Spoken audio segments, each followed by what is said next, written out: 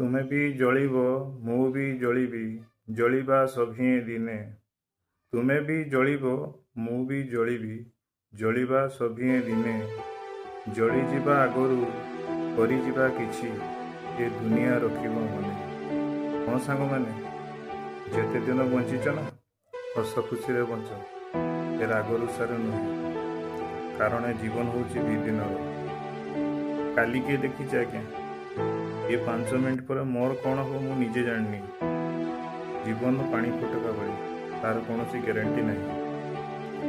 ଧନ ସମ୍ପତ୍ତି ଏଇଠି ରହିଯିବ ଆଜ୍ଞା, ଏ ମିଛ ଷ୍ଟାଟସ୍ ଏଇଠି ରହିଯିବ ଆଜ୍ଞା। ବାସ୍ 20 ମିନିଟ୍ ଲାଗିବନି ସବୁ ଛାରଖାର ହେଇ ପାଉଁଶ ହେବା ପାଇଁ। କେବଳ ଲାଗିବ କ'ଣ 2 କିଲୋ ଝୁଣା, 2 କିଲୋ ଚନ୍ଦନ କାଠ ଆଉ 2 କିଲୋ ଘିଅ, ତାପରେ ସବୁ ପାଉଁଶ।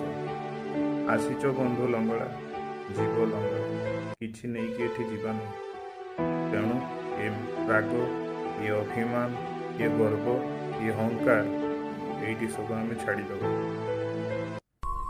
ହଁ ସାଙ୍ଗମାନେ, ମୋ ସହିତ ଆଜି ଗୋଟେ ସେମିତି ଘଟଣା ହେଇଛି। ଅତି ନିବିଡ଼ ସାଙ୍ଗ ମୋ ଛୋଟବେଳର ମୋତେ ଛାଡ଼ି ଚାଲିଗଲା ରୋଡ଼ ଆକ୍ସିଡେଣ୍ଟରେ। ତେଣୁ କେତେବେଳେ କ'ଣ ହେବ କହିହେବନି। ଠିକ୍ କହିଲି ନା ଭୁଲ କହିଲି, ଆପଣଙ୍କ ମତାମତ କମେଣ୍ଟ ମାଧ୍ୟମରେ ନିହାତି ଜଣାଇବେ।